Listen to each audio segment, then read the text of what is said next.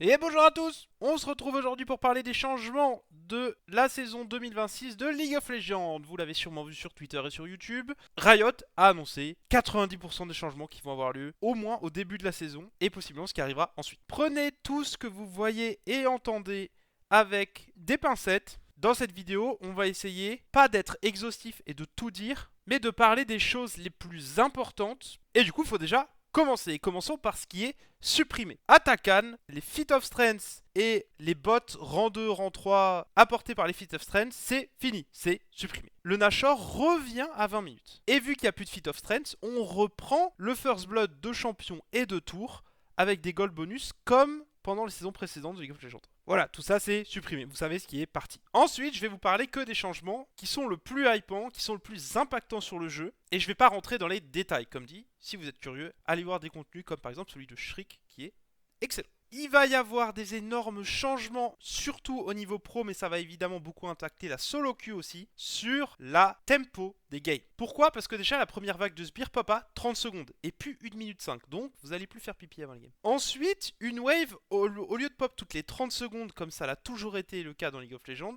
à partir de 14 minutes, elle popera non pas toutes les 30, mais toutes les 25 secondes, et à partir de 30 minutes, non pas toutes les 25, mais toutes les 20 secondes. En gros, ça va faire quoi? Ça va beaucoup accélérer le rythme de vos parties. Plus vous allez avancer dans la game, plus la partie va aller vite. Et c'est pas le changement que vous allez ressentir le plus fort, mais vous allez voir que sans même que vous y pensiez, vos games vont être accélérés. Il y a beaucoup de nouveaux items pour tous les postes et tous les rôles. Il y a une nouvelle plante de vision qui permet de, si tu places une ward dessus, ça te donne la vision sur tout un quart de jungle pendant 45 secondes, totalement broken. Il y a des quêtes pour tous les rôles, pas plus que seulement pour support. Il y a une quête d'ADC qui permettra d'avoir plus de gold et un 7ème slot d'item. Une quête de top qui permet d'avoir un 3ème summoner qui est une genre de TP, plus des bonus d'XP qui permettront aux top laners d'atteindre le niveau 19. Et il y a aussi beaucoup d'équilibrage au niveau de la solo queue, surtout au niveau de la queue. Comment vont être faits vos lobbies et vos parties. Ils vont essayer de limiter les autofills, que les autofills se retrouvent l'un contre l'autre, donc jungle contre jungle. Si c'est pas possible, ils vont équilibrer le MMR des deux teams. Bref, autofill, c'est plus une excuse. Ils apportent une nouvelle mécanique que je vais vous résumer. En gros, quand t'as fait maîtrise C dans une game, maîtrise C, c'est juste tu n'as pas run la game. Et que tu es autofill, si tu perds, tu ne perds pas de LP. 0 LP perdu. Et si tu gagnes double LP. En plus de ça, si tu dodges alors que t'es filled, tu seras quand même filled la game d'après.